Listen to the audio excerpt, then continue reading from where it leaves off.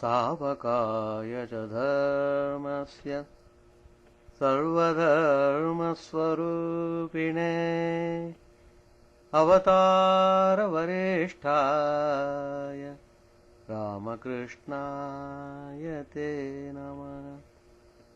Asato ma sadgamaya tamaso ma jyotirgamaya mrityorma mritangamaya. Om Shanti Shanti Shanti.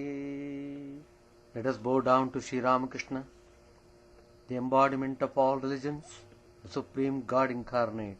Let us pray to Him to remove all ignorance, to light us the lamp of knowledge. Let us pray to Him to lead us from unreal to the real, from death to immortality. Peace, peace, peace be unto all.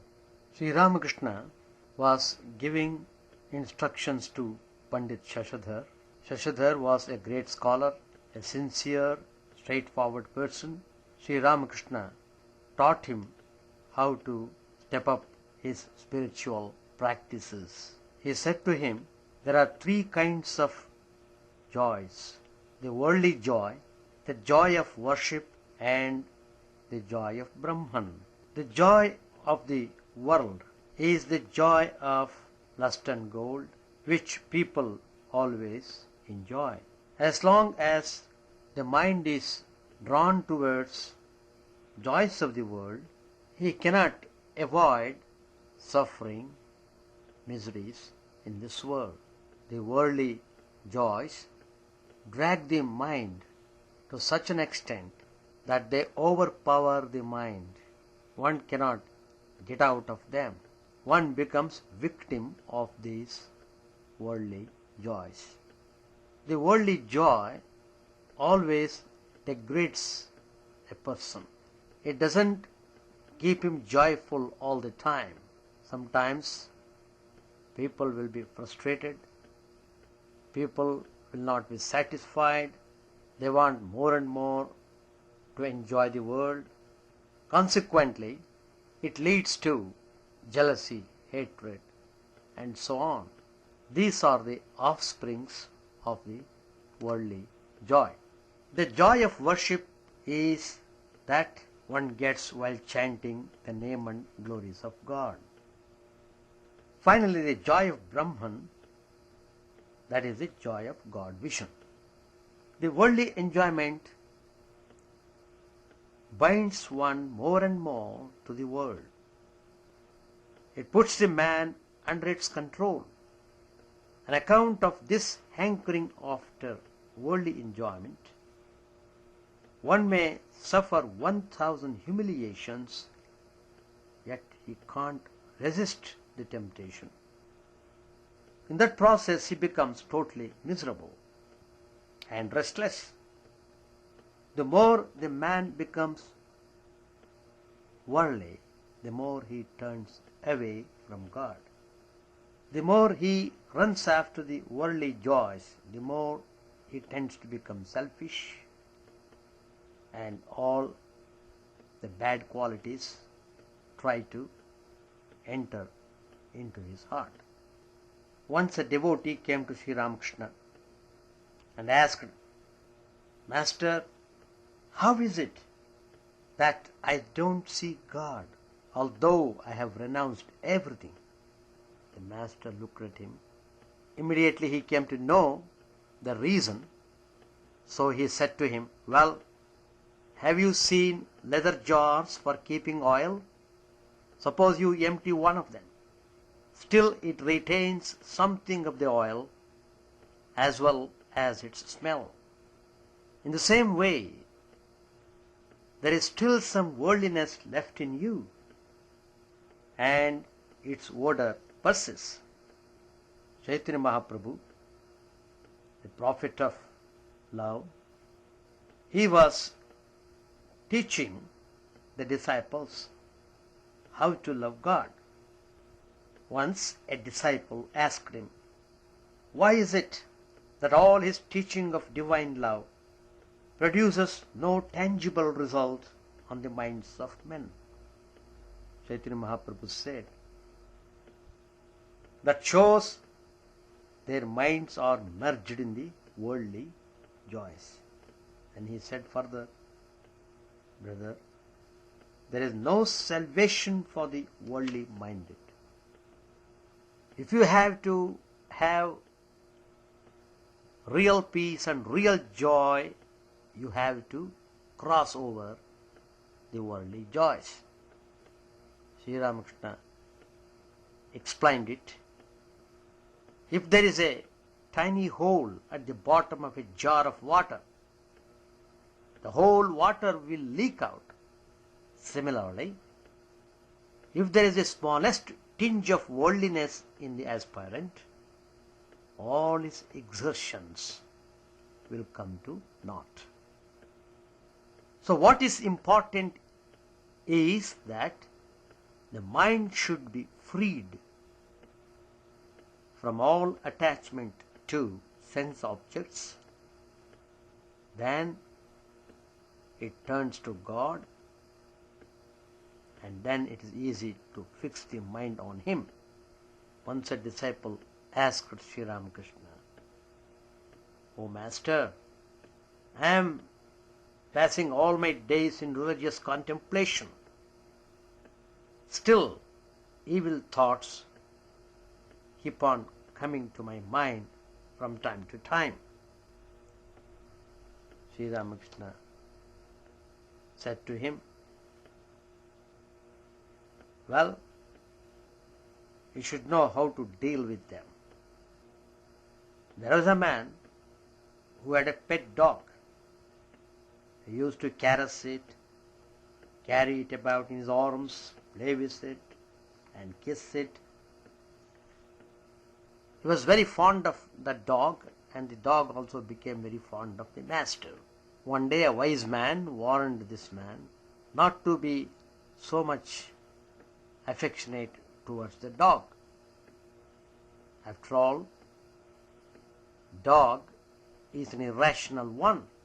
It might bite you any time. The owner of the dog heeded to this warning. From thence onward, he would not take the dog in his arms. He stopped fondling it or caressing it. In the beginning, the dog could not understand its master's behavior. It would come to him now and then to be taken into his arms or to be caressed. But the master did not show any inclination. Several times he begged the dog so that it may not come near him. Finally, the dog stopped coming to him anymore. Sri Ramakrishna said to the devotee, your condition is like that. The dog that you have been cherishing so long in your bosom will not easily leave you, though you may want to get rid of it. However, there is no harm in it. Don't caress the dog anymore, but give it a good beating whenever it approaches you to be fondled, and in course of time you will be altogether free from its importunities. You have to get over the worldliness in order to taste the joy of worship. The joy of worship is a higher joy that you get, which elevates you,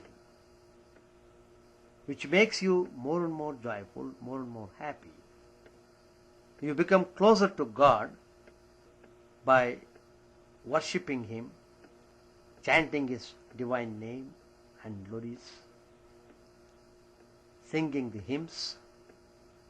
The joy that you get is really a remarkable one. Chaitanya Mahaprabhu said, Kalikale yuga dharma namer prachar, naam binu kalikale dharma nahi aar. Repeat the name of the Lord. It is most efficacious religion for this Kali Yuga. Sri Ramakrishna emphasized the same thing. He said, chant the name of Hari. In Kali Yuga, one should sing the name and glories of God. Nityananda carried out Chaitanya Mahaprabhu's instructions with all zealousness. He lit the lamp of devotion to God in the hearts of two notorious drunkard criminals, Jagai and Madhai. Chaitanya Mahaprabhu pardoned them for their previous crimes, accepted responsibility for their atonement, and freed them. Those two, Jagai and Madhai, they repented sincerely, and then they began to live pure lives. Chaitanya Mahaprabhu said, love of God is the only essential thing, and all the rest are non-essentials. So, must always try to see how you keep that level of mind where you always cherish love of God. Devotion is an unceasing and loving meditation upon the Lord, who is the home of all auspicious qualities. A devotee considers God dearest to him, constantly remembers Him alone, and engages himself in activities that please Him. He dedicates himself to the eternal service of his beloved, discarding the idea of me and mine. He totally surrenders himself to the God whom he loves. He wants nothing. He knows very definitely everything belongs to him, his most beloved God. Chaitanya Mahaprabhu taught Prema Bhakti. It is the crest jewel of all the Purusharthas. To a Jnani, Jnana is the highest. To a devotee, Jnana, Karma and Yoga find their culmination and fulfillment in love of God. Let us try to cherish love of God. That is the real joy. That joy takes us to the highest plane.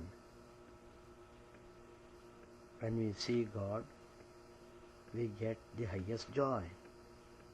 The joy that we get by the vision of God. That's the supreme joy. So, somehow one should get out of worldliness.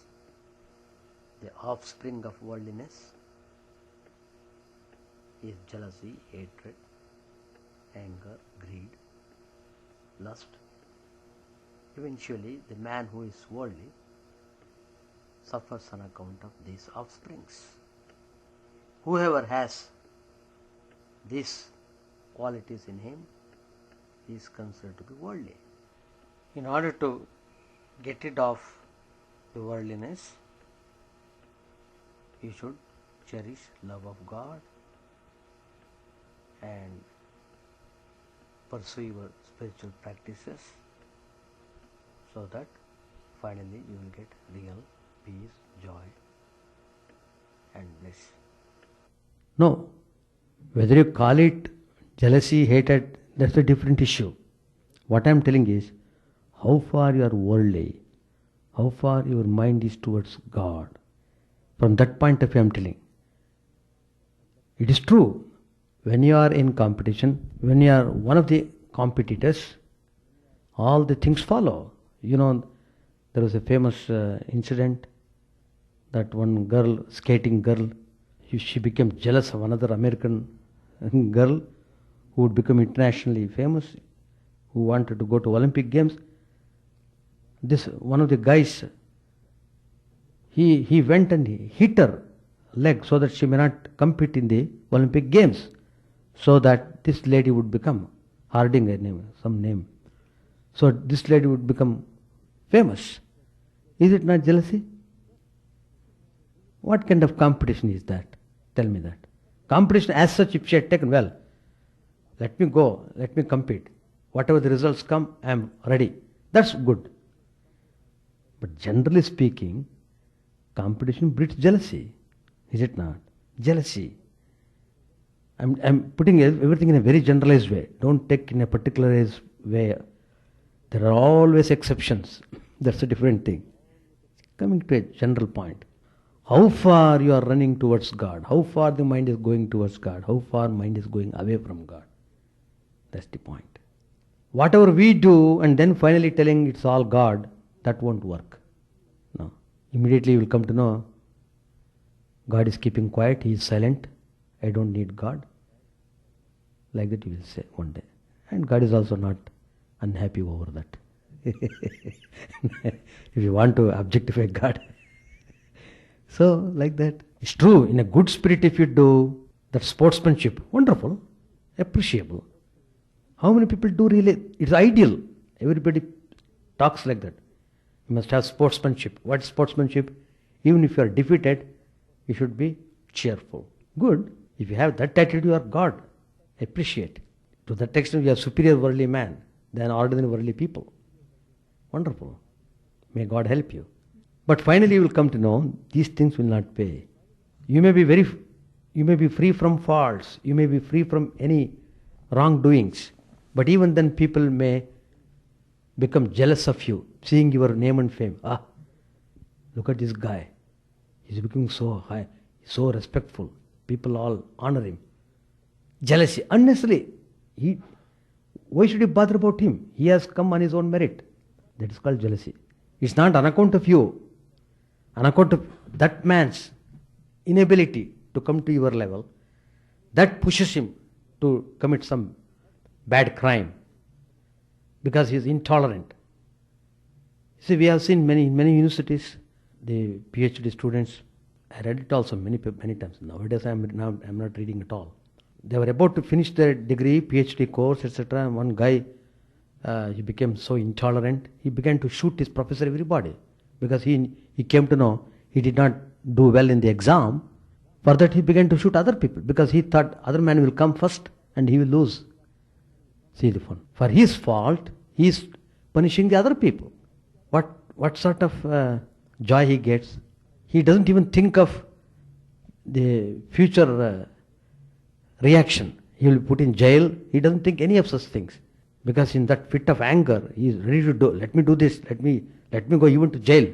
That is his thinking. Do you know? Many people who do crime, and at the point of crime, they think like that. Even if I go to jail, doesn't matter. He poses himself as a very big man, as a bold man. But after the act is done, he becomes timid. That's a different issue. So like that, all this is because of the worldliness. You have to fight. You have to fight with worldliness to come to God. Fighting is very important. If you don't fight, you don't know how to go forward. Fighting is essential. Everybody has to fight. Everybody has to fight his bad samskaras. In whatever way they come. They come. They do come. They do come. Anything else? No question. Alright, we shall conclude. Chant the name of the Lord and His glory unceasingly, that the mirror of the heart may be wiped clean and quenched that mighty forest fire, worldly lust raging furiously within. O name, stream down in moonlight on the lotus heart, opening its cup to knowledge of thyself. O self, drowned deep in the waves of His bliss, tasting His nectar at every step, bathing in His name that bought for weary souls. Various are thy names, O Lord, in each and every name thy power resides. No times are set, no rites are needful for chanting of thy name. So vast is thy mercy. How huge then is my wretchedness, who find in this empty life and heart no devotion to thy name. O my mind, be humbler than a blade of grass. Be patient and forbearing like a tree. Take no honor to thyself, give honor to all, and chant unceasingly the name of the Lord. O Lord and soul of the universe, Mine is no prayer for wealth or retinue, the playthings of lust or the toys of fame. As many times as I may be reborn, grant me, O Lord, a steadfast love for thee. A drowning man in this world's fearful ocean is thy servant, O sweet one. In thy mercy, consider him as dust beneath thy feet. Ah, how I long for the day when instant separation from thee, O Lord, will be as 1,000 years, when my heart burns away with its desire, and the world without thee is a heartless void. Prostrate at thy feet let me be in unwavering devotion, neither imploring the embrace of thine arms, nor prevailing the withdrawal of thy presence, though it tears my soul asunder. O thou who stillest the hearts of thy devotees, do with me what thou wilt, for thou art my heart's beloved, thou and thou alone. O Lord, lead us from unreal to the real, lead us from darkness to light, and lead us from death to immortality. May all be free from dangers, may all realize what is good, may all be actuated by noble thoughts, may all rejoice everywhere. May all be happy, may all be free from disease, may all realize what is good. May none be subject to misery. May the wicked become virtuous, may the virtuous reign tranquility, may the tranquil be free from bonds, may the freed make others free. May good betide all people, may the sovereign righteously rule the earth, may all beings ever attain what is good, may the worlds be prosperous and happy, may the clouds pour rain in time, may the earth be blessed with crops, may all countries be freed from calamity, may holy men live without fear. May the Lord, the destroyer of sins, the presiding deity of all sacred works, be satisfied. For he being pleased, the whole universe becomes pleased. He being satisfied, the whole universe feels satisfied.